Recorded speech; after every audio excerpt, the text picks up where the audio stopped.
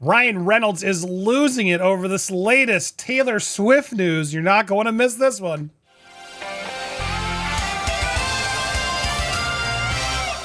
Welcome to Popcorn Planet. I am Andy Signore here with It's Kim and Ryler Swift. I don't know. I just want to own this. The AI image spit out a Ryler Swift shirt. Now I'm loving it. Who is Ryler Swift? It's Brock's fan fiction. I love it. It's some character that's going to be thanked in the end of one of Ryan's credit movies, I'm sure, or somebody's movies. The expanded universe. Yes, yeah. We're creating new characters here. But for real, Taylor Swift is all over the news today, guys. She announced a new album, her 12th album after a midnight countdown, her 12th studio album, The Life of a Showgirl, in a clip with Travis Kelce. Here it was. Green with TS on it. Yep. What's in it? This is my brand new album, The Life of a Showgirl. TS12! Yeah. So there it is, the New Heights. Look, I got to give her Taylor Swift credit. Like, we all know she's a marketing genius, the way she's doing things. But now she's like, yeah, let's monetize my man's show on YouTube and everywhere else so I can get him some serious views and get him to get some more. And we'll make the announcement there to be able to team up with him and actually do this that way. Keep it in the family and clearly showing how cute they are together. But anyway, moving forward, she's been teasing this for a while. All the Taylor Swifts are their Swifties losing their minds because she ended the whole concert with See You Next Era and these orange looks. And that is now the new look of what things are going to be. She teased her new era in the book. There's like a whole bunch of Easter eggs. If you go to page 12, you can see it there. So kudos to her. She's playing, a million moves ahead. She always is. That's why we match so well. We're about to do a podcast. Can I just say, I find them actually kind of cute together. They're adorable. Yes. They've always been adorable. That's why we match so well. We're about to do a podcast.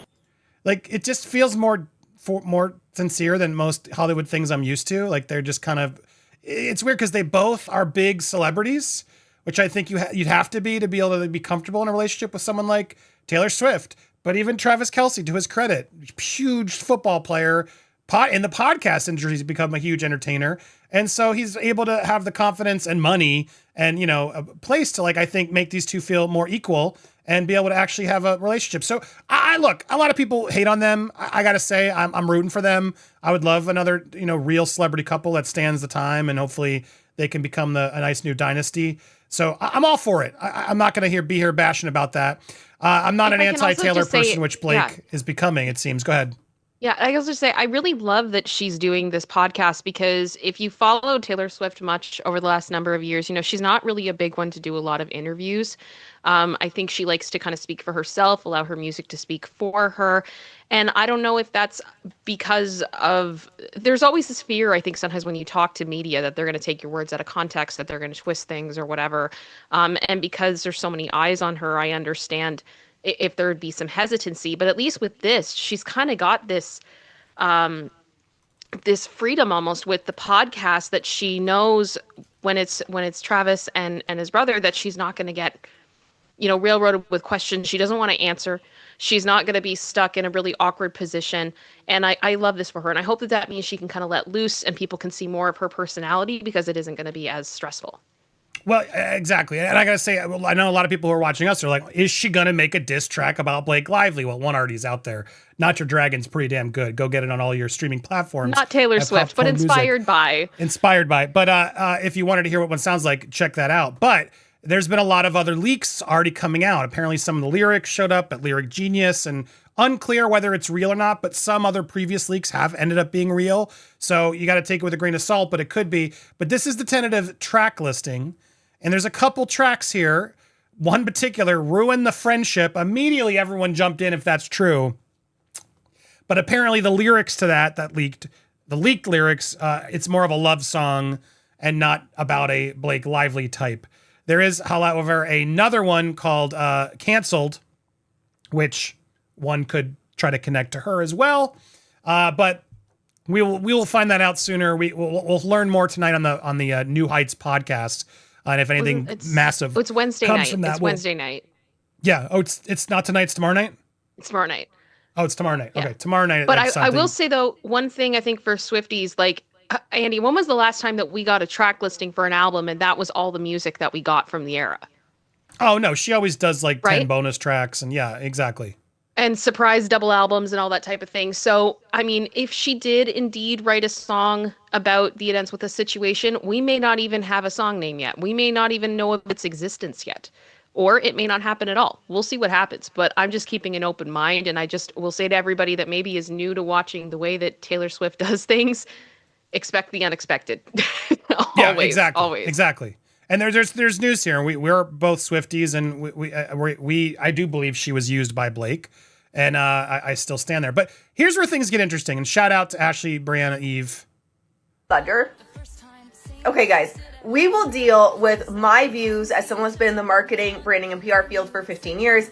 My views on how I genuinely think that her and her team dropped the ball on the hype ramp they built with. Oh, I will fight you on to death on that one, Ashley. But I look forward to that. Come on and let's argue that later. But Building up to this big reveal on who would be on like in a fun way, podcast on Wednesday. But pop culture fight. That's neither here nor there for this reel. I want to talk about how Ryan Reynolds, an hour after Taylor Swift had her announcement, makes a post on Instagram for the new Avengers movie. Crazy.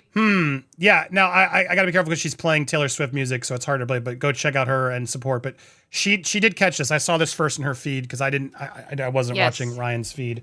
But yeah, literally, what was it, like an hour after?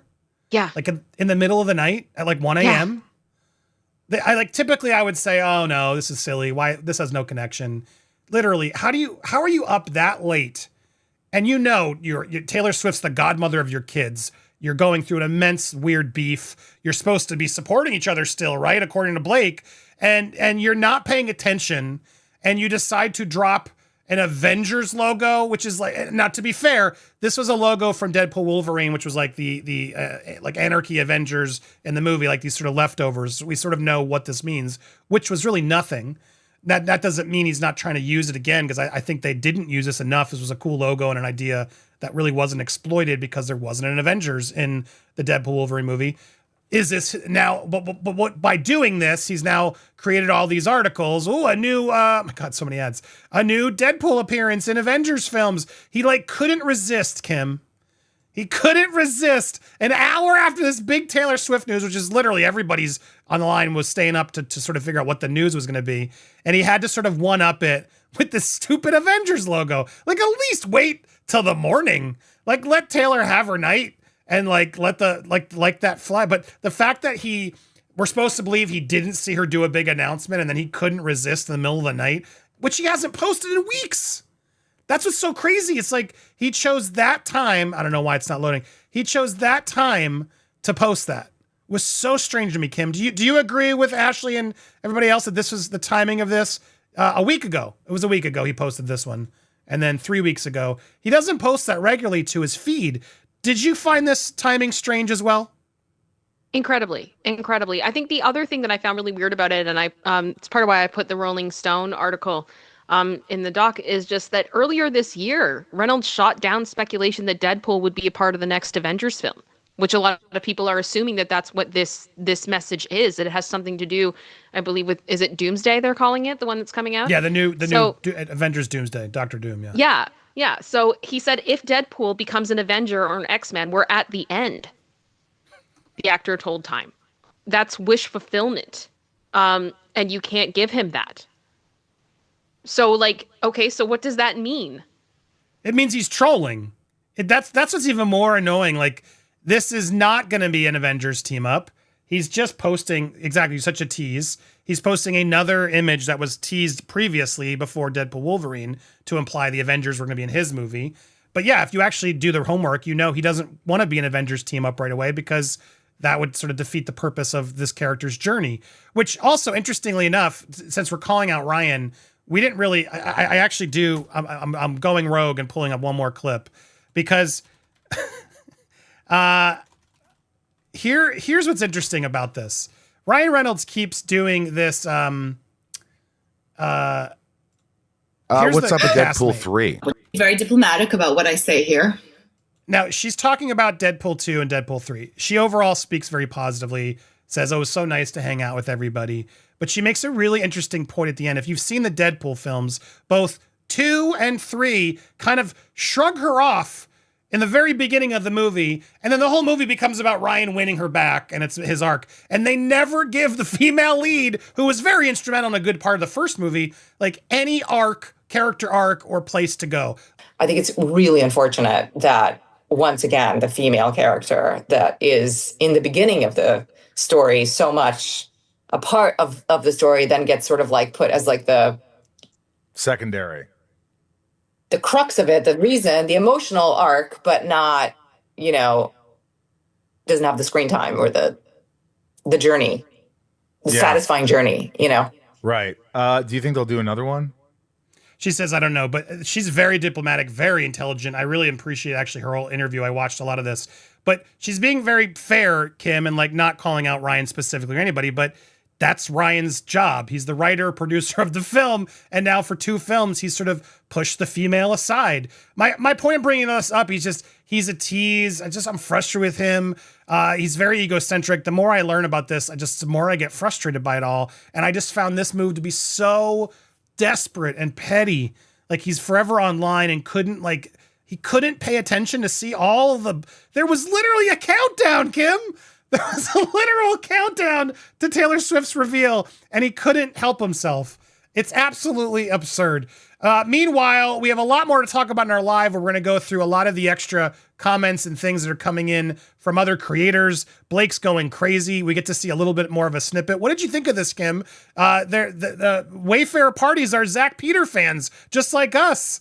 I loved that he got a shout out, but this was what was amazing about these texts that we're getting, which were actually in 2025. They reveal that they weren't, embedding this stuff. They were keeping track of it and noticing that organically, a lot of these people were noticing the inconsistencies themselves. Did you find that sort of encouraging to see as well? I thought it was definitely really interesting. I was going through this and just seeing all these things that I feel like we were all reacting to at the same time, right? Like there's, was it Leanne's threads are in there? Zach is in there. It's just, I think I saw some Elsie. Like it was crazy to see that. And I'm like, you know what? Isn't that kind of like what people did though? Right? Like as all of this, the lawsuit hit and there was a lot of public interest and people were talking about it and people were speculating and that's what happened. So it's interesting to see. Also, the Hollywood Reporter article was wild. That one I remember. I think we all kind of just stopped and went, holy smokes. Yeah. And Zach was the one who sort of caught that they were changing the headlines and stuff, which was a good catch on his part. They called out Melanie. They called out Ellsrich. Leanne, I think, got a couple shouts. So anyway, we're going to go through some of these in the live feed and shout out to citizen journalists who actually threaded them all in a place so we can spotlight and call out some of these other creators that were getting attention at the time. But yeah, again, more proof, as we also just talked to Ron in these earlier videos, which I hope you check out, more proof that there is no proof of a smear, but rather an organic, actual realization from the public that something here isn't right.